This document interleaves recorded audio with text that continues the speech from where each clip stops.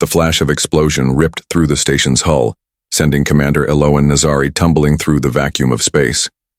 3 minutes of oxygen left. 2 minutes until the neural implant in her skull would transmit everything she knew to the enemy. One chance to save humanity. She hadn't asked for this responsibility. Nobody would. Earth's last ambassador to a galaxy that had unified against mankind in unprecedented cooperation. Cooperation born purely from fear. As the frigid void seeped through microfractures in her suit, Elowen remembered the briefing that had changed. Everything. It's not logical, Admiral Verost had explained 3 months earlier, his weathered face illuminated by the holographic display of thousands of alien vessels amassing at the edge of the solar system. We've only been spacefaring for 2 centuries. We control 18 systems, they control thousands. Yet they're treating us like we're an extinction-level threat. The assembled Joint Chiefs nodded grimly in the bunker 40 levels beneath what remained of Geneva. Earth's surface had become nearly uninhabitable after the first strikes. Most of humanity now lived in underground megacities or off-world colonies. Their coalition includes 37 distinct species, continued Intelligence Director Kalia. Species that have been at war with each other for millennia. Something about us terrifies them enough to overcome those ancient hatreds. Elowen had been chosen for the diplomatic mission because of her unique neural architecture, a rare mutation that allowed her to process information at unprecedented speeds and recall it with perfect fidelity. The implant they'd placed at the key base of her skull could store the entirety of human history, culture, science, and military tactics. She was Earth's ultimate ambassador and final fallback plan. If diplomacy failed, the implant would transmit its contents to friendly receivers. If those were compromised, it would self-destruct, taking her with it rather than allowing the information to fall into enemy hands. And now, spinning through the wreckage of Diplomatic Station Epsilon, that self-destruct sequence had been activated. Elowen deployed her emergency stabilizers, small thrusters that slowed her tumble.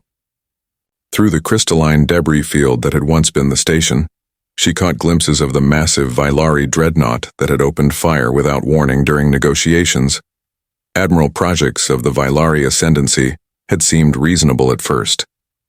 7 feet tall with iridescent scales and 6 eyes arranged in a hexagonal pattern, the Admiral had been designated spokesperson for the Galactic Coalition. "You must understand our position, Commander Nazari," Projects had said hours earlier. "Your species achieved faster than light travel in half the time it took any of ours. Your adaptive capacity and aggression matrix is unprecedented. We've never initiated conflict beyond our borders," Elowen had countered. "We've defended ourselves proportionally." "That's precisely what terrifies us," Projects had replied, mandibles clicking. "When the Dreth Empire attacked your colony on Titan, you didn't just repel them. You adapted their own weaponry, improved it, and within 2 orbital cycles had pushed them back to their homeworld. No species has ever demonstrated such rapid technological assimilation." Elowen had tried to explain that this adaptability was born from humanity's fractured history, from thousands of years of competing civilizations on a single world. The galaxy had evolved differently. Most species achieved planetary unity before reaching the stars. But the meeting had been a pretense. The decision had already been made. Now, as her oxygen dwindled, Elowen activated her emergency beacon. Not to be rescued. There was no one left to rescue her, but to broadcast what she'd discovered in the final moments before the station exploded. The real reason the galaxy feared humanity wasn't their adaptability or aggression. It was something far more fundamental, something hidden in humanity's genetic code that not even they understood yet. And as her consciousness began to fade, Elowen realized she might have found a way to end the war. Not through strength of arms, but through the very thing that had made humanity a target. If only she could survive long enough to implement it. Rescue came from the least expected quarter. As Elowen's vision narrowed to pinpoints of fading light, her tumbling form was enveloped in a gelatinous bubble that materialized from seemingly nowhere. Oxygen-rich fluid filled her lungs, shocking her back to consciousness. "Remain calm, Commander." "Nazari," came a melodic, multi-tone voice in her head. "I am Mazix, observer for the Ferrum Conclave. We have been monitoring the negotiations. The Ferrum were legendary, a reclusive species rumored to have achieved technological ascendance thousands of years before any other. They rarely intervened, in galactic politics preferring to observe and record from the sidelines. Within the translucent bubble, Elowen could see a luminescent, shifting form with no fixed shape. The Ferrum existed partially in another dimension, it was said, manifesting in this reality as will required. The Coalition believes they know why humans are dangerous, Mezix continued, tendrils of light pulsing with each thought word. They are mistaken, but their fear is not unfounded. As the bubble accelerated away from the debris field, Elowen's implant continued its countdown. I have 90 seconds before this device kills me. She projected the thought urgently. Already disabled, Mezix responded. Your neural architecture interests us, it confirms our suspicions. The bubble phased through the hull of what appeared to be a small vessel, hiding in the shadow of a nearby asteroid. Inside, Elowen found herself in a chamber that defied conventional physics. Spaces opening into impossibly larger areas, surfaces shifting between solid and permeable states. What suspicions? Elowen asked as the oxygenated gel was extracted painlessly from her lungs. Mezix's form condensed into something vaguely humanoid. The Galactic Coalition believes humans are dangerous because you adapt quickly. This is a symptom, not the cause. The true reason is that humans are the only naturally occurring chimeric species in the known galaxy. Mezix activated a holographic display showing human DNA alongside various alien genetic codes. Your DNA contains fragments from at least 8 non-human sources. Ancient viral integrations, mysterious donor species long extinct, and something else. Something we've only seen in our own archives of the precursors. The precursors, mythical beings said to have seeded the galaxy with life billions of years ago. Impossible, Elowen whispered. Your mitochondria, your cellular energy sources, they're not originally human, Mezix continued. This is common knowledge in your biology. But what your science hasn't discovered is that these energy organelles contain quantum entanglement properties. Your cells communicate across space-time barriers in ways that defy conventional physics.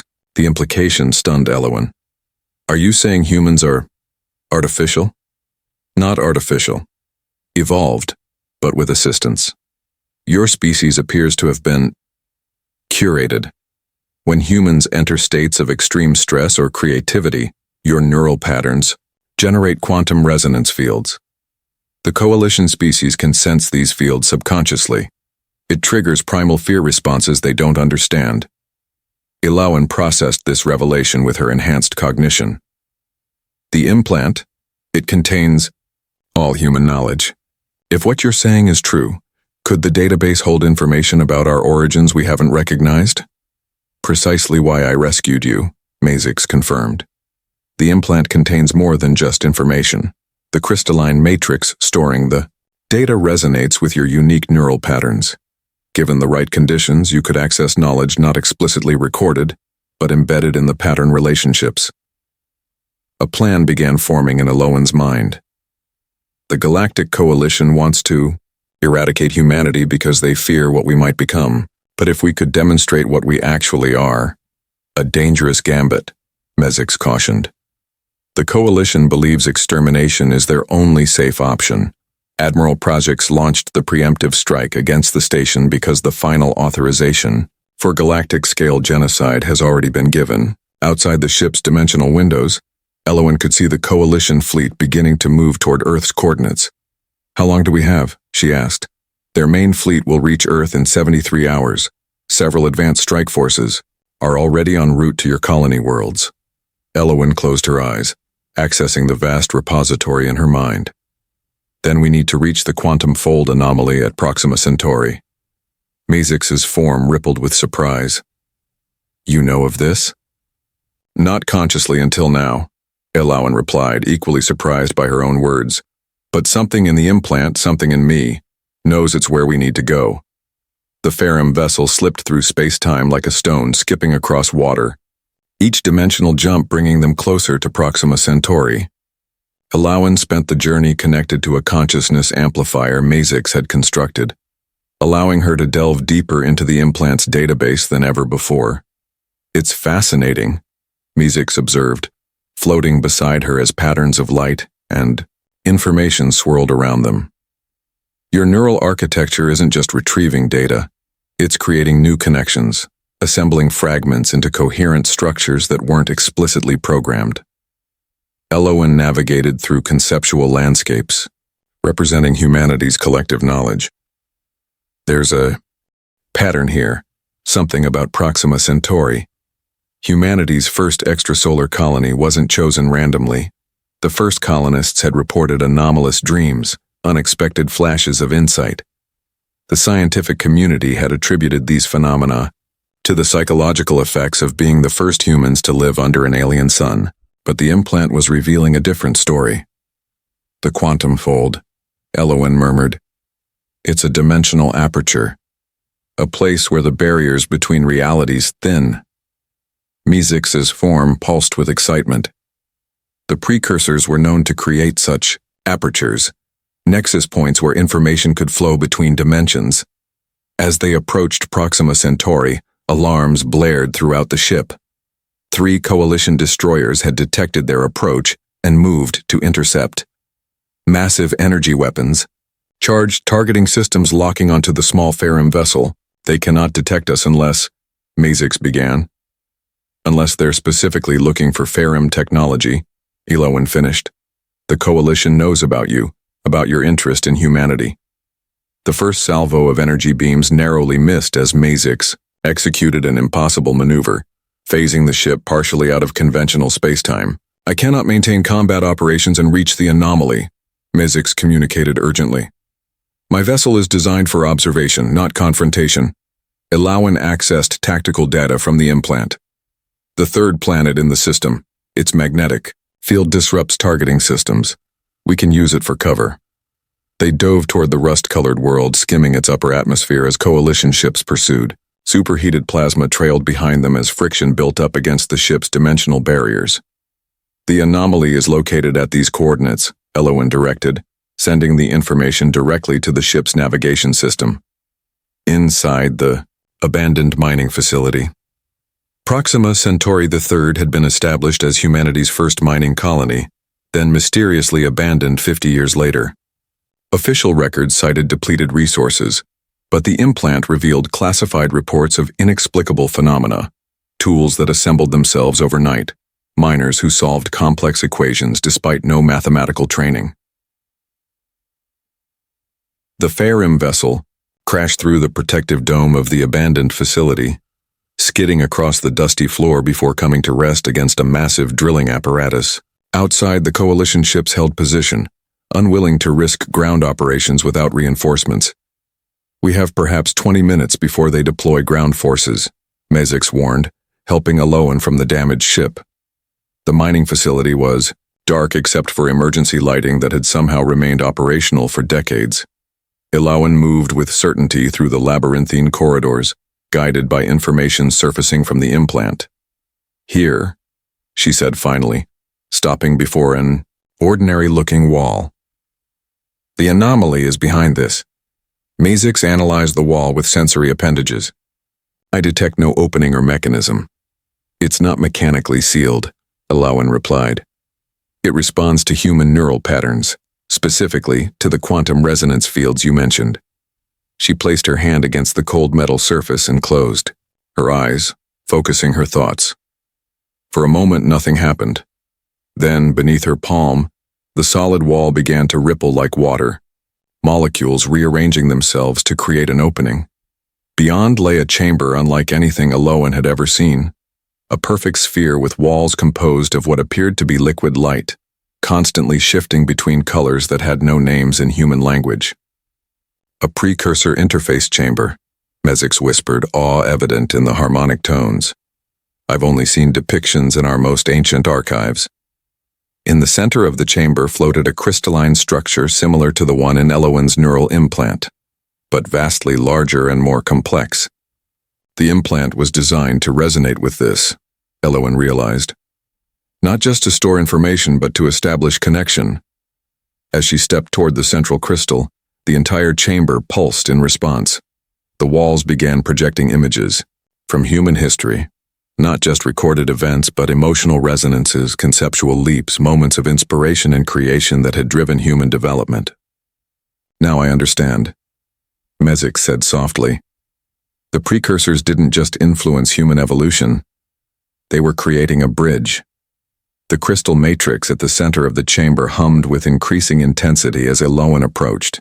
Each step she took triggered cascades of light and information across its faceted surface, snippets of human art, mathematical equations, musical compositions, and scientific breakthroughs. What exactly is this place? Elowen asked, her voice hushed with awe. Mezix moved in slow circles around the crystal, analyzing its structure. The precursors created nodes throughout the galaxy, quantum information repositories designed to collect and process the developmental patterns of sentient species. This appears to be one such node, but unlike any I've encountered.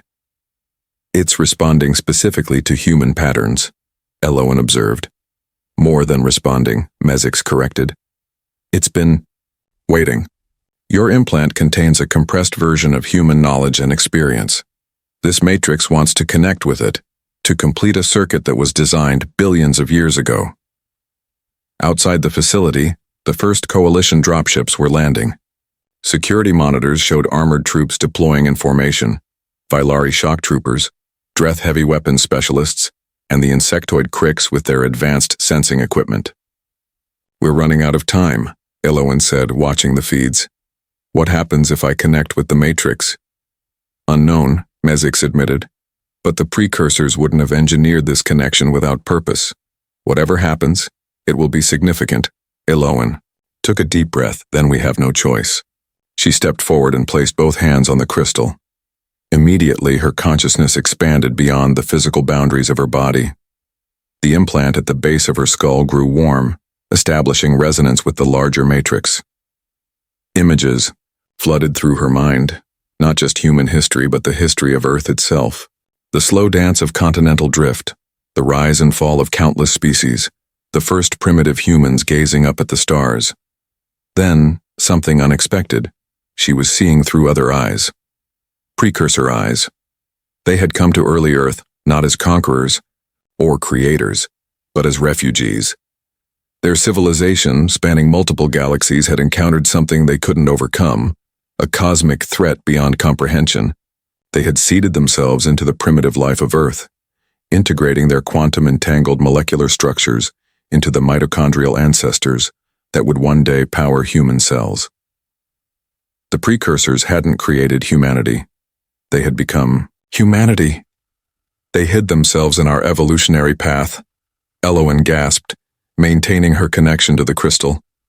Not to control us, but to preserve what they were, to give themselves a second chance in a new form. Mezix's luminescent form pulsed with understanding. The Coalition senses this precursor resonance in humans without comprehending it. They fear you because, on some level, they recognize what came before.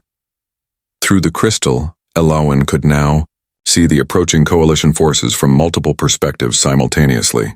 She could feel their fear, their determination, their absolute certainty that humanity represented an existential threat. They're not wrong, she realized, but not in the way they think. We don't want to conquer them, but human potential, if fully realized, would fundamentally change the established order of the galaxy. The first explosions rocked the facility as Coalition forces began their assault. Mezix's ship, damaged from their landing, couldn't provide escape. There must be a way to show them, Elowen said desperately, to make them understand we're not a threat, that we could be partners. As if in response to her thought, the crystal matrix began to reconfigure, extending filaments of light that wrapped around her arms and spread across her body. The implant in her skull fully activated, drawing on capabilities that had remained dormant until this moment. Mezix, she said urgently, get to the communication array in the north section. When I give the signal, broadcast on all Coalition frequencies. The Ferrum hesitated. What are you attempting? A connection, The precursors embedded themselves in humanity to evolve into something new, not to dominate but to transcend. I'm going to show the Coalition what that really means. As Mazix departed, Elowen surrendered completely to the crystal's embrace. Her consciousness expanded further, touching minds across the facility. She could feel the Coalition soldiers, their determination and fear. Beyond them, she sensed the fleet commanders in orbit, the political leaders who had ordered humanity's extinction. And then, as the crystal's integration reached completion, she felt something else. Billions of human minds across 18 star systems, connected through the quantum entanglement properties in their very cells. A network that had always existed, dormant, waiting for the right moment. That moment was now. The Coalition forces breached the inner sanctum, just as Elowen completed the connection. Elite Vylari commandos stormed through the doorway, multi-spectrum, targeting systems locking onto her crystalline-encased form. Behind them came Admiral Prajax himself, 6 eyes widening at the sight before him. "Stand down, human," he ordered, mandibles clicking nervously. "Disconnect from that device immediately." Elowen's voice echoed strangely, harmonics layering upon each other as she spoke. "Admiral, you need to understand what's happening, what humanity really is." "We understand perfectly," Prajax replied, signaling his troops to establish a containment perimeter. "Your species has discovered precursor technology and intends to use it against the Coalition." "Not against you," Elowen corrected. "With you." Mazix now. Throughout the facility, buried communication arrays activated, broadcasting on all frequencies used by Coalition forces. But instead of words or data, the transmission carried something unprecedented, the quantum resonance pattern of Elowen's enhanced consciousness, amplified through the precursor crystal. Across the room, a Vylari commando dropped his weapon, mandibles going slack. A Dreth weapons specialist fell to her knees. One by one, the Coalition forces experienced something they had never encountered before: direct neural quantum contact with a human mind. Through the resonance cascade, Elowen shared everything: humanity's struggles and triumphs, their capacity for both destruction and creation, and most importantly, the truth about their connection to the precursors, not as masters utilizing tools, but as unwitting inheritors of an ancient legacy. "We carry their pattern," Elowen explained, her words flowing directly into their minds. "Not their ambitions or their power, just the potential for connection. What you sense in us and fear is not aggression but possibility." Admiral Prajax staggered backward, overwhelmed by the input. "How are you doing this? Our neural shield should prevent any form of telepathic intrusion." "It's not telepathy," Elowen explained. "It's quantum entanglement at the cellular level. Your shields can't block it because it doesn't travel through space. It exists simultaneously in both locations." Beyond the mining facility, across the Proxima Centauri system, Coalition ship commanders reported the same phenomenon. The resonance cascade had spread to every Coalition force in the system. Further still, through the quantum network that connected all human minds, colonies throughout human space were experiencing spontaneous awakening to their interconnected nature. The precursors faced extinction and chose transformation instead, Elowen continued, the crystal's light pulsing with her words. They didn't hide their knowledge in vaults or weapons. They encoded it into life itself, creating the potential for a new kind of galactic community. Mazix returned to the chamber, moving cautiously between the disoriented Coalition troops. "The signal has reached the Coalition flagship. Their Council of Elders is demanding to speak with you." On the holographic display that materialized before her, Elowen saw the assembled council, representatives of all 37 species that had united against humanity. Their expressions ranged from outrage to awe. "What you have done is unprecedented," spoke the Galaxian High Counselor, their crystalline features refracting light as they moved. "This forced connection violates every protocol of interspecies contact." "You were about to violate the ultimate protocol," Elowen countered calmly. "The extinction of an entire sentient species without true understanding." "The resonance cascade will fade," she continued. I'm not forcing a permanent connection, but now you've experienced firsthand what humanity is, not what you feared we might be. The High Counselor was silent for a long moment. The information you've shared, if accurate, it changes our understanding of galactic history. The precursors were not destroyed as we believed. They evolved, Elowen corrected, as all life does. And now humanity stands at a similar threshold, not of dominance, but of transformation. We don't want to conquer the galaxy. We want to connect it. As she spoke, the crystal matrix began to reconfigure itself again, extending tendrils of light outward to form a spherical network around her, a miniature representation of the galaxy, with pulsing nodes at specific coordinates. These are the other nodes, Elowen realized, understanding flowing through the connection. Precursor interfaces scattered throughout the galaxy, waiting for activation. Admiral Projects approached cautiously, studying the holographic map. Many of these nodes are located in neutral space or uninhabited systems, but some— He paused, mandibles clicking in concern. Some are located within the sovereign territories of coalition worlds. Not by accident, Mezix interjected. The precursors placed them where they would be most accessible to multiple species. They weren't building an empire, they were building a network. The resonance cascade was beginning to subside, its energy spent. As the connection faded, Elowen could sense the coalition's fear diminishing, replaced by cautious curiosity. Not universal acceptance, many still harbored suspicion, but enough had changed to create an opening. "Stand down your forces," Elowen said to the council. "Let us show you what we can accomplish together." 3 months after the standoff at Proxima Centauri, Elowen stood in the newly constructed Grand Forum on the neutral planetoid Asteria. Representatives from all coalition species gathered alongside human delegates in the massive amphitheater, its transparent dome revealing the spectacular rings of the gas giant it orbited. The journey to this moment had been neither simple nor without sacrifice.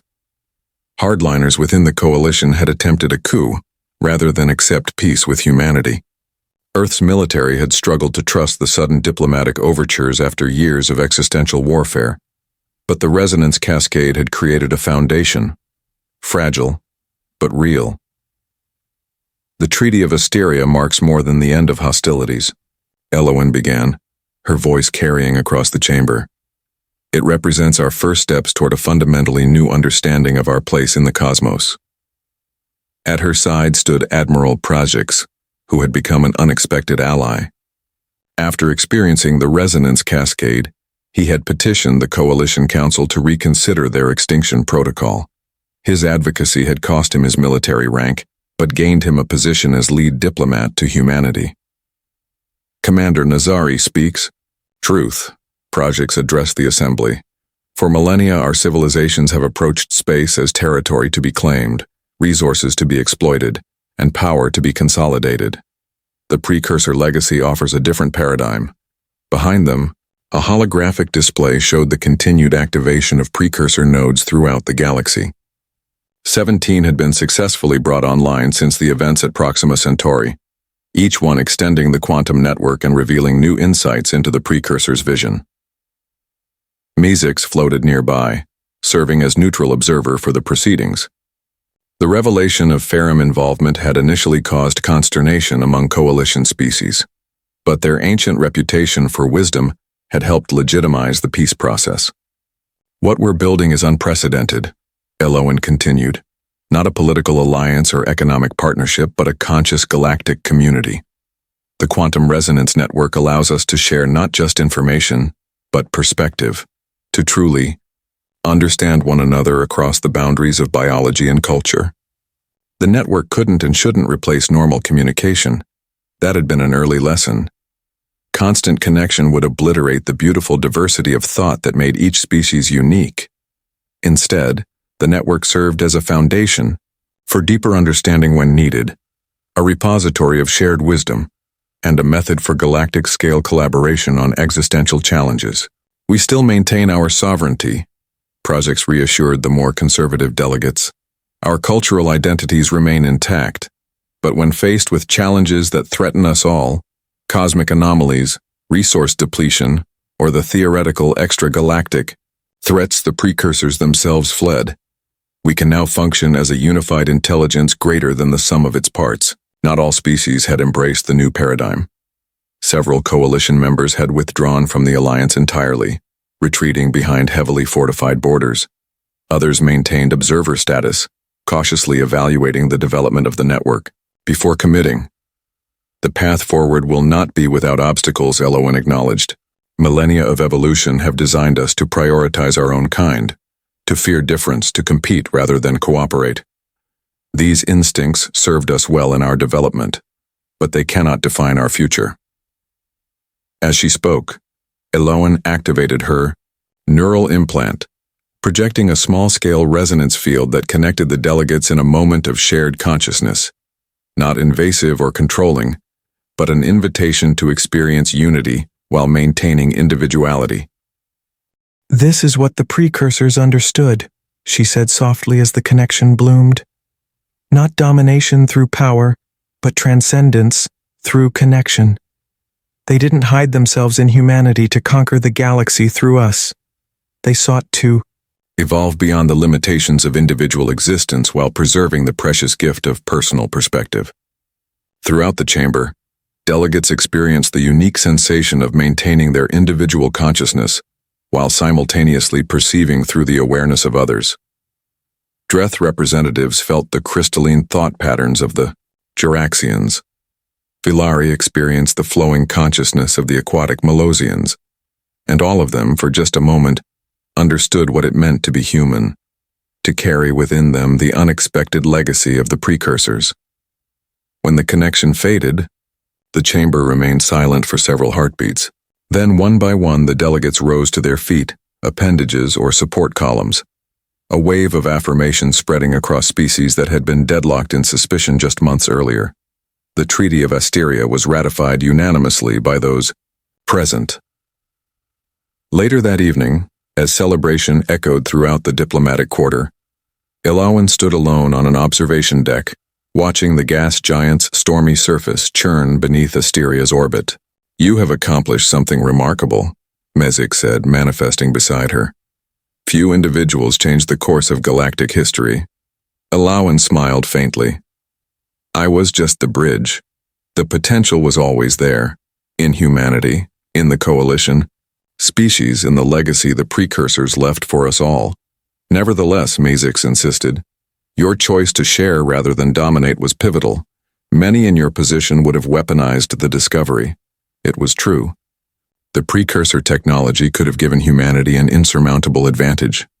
The ability to influence minds across vast distances, to coordinate military actions with perfect synchronicity, to access knowledge beyond their developmental stage. We still have so much to learn," Elowen said, gazing up at the stars visible through the transparent ceiling. "About the precursors, about ourselves, about what we might become together. The greatest journeys begin with a single step," Mesic observed as night deepened over the diplomatic station. News of the treaty spread across the galaxy. On Earth, celebrations erupted from the underground cities as the perpetual war footing finally relaxed. On coalition homeworlds, reactions ranged from jubilation to cautious optimism to entrenched suspicion. But something fundamental had changed. The possibility of extinction had been replaced by the potential for transcendence. Fear had given way to curiosity. The question was no longer whether humanity would survive, but what they and their new allies might become together. The war that had threatened to consume the galaxy had ended not through superior firepower or strategic brilliance, but through the most powerful force in the universe: connection. One human had shown the way, but all species would walk the path together, toward a future limited only by their collective imagination. And somewhere, in the quantum patterns that connected them all, the last echoes of the precursors witnessed their greatest creation taking its first steps toward fulfilling a billion-year plan, not as conquerors, but as inheritors of a legacy beyond comprehension. The war was over. The journey had just begun.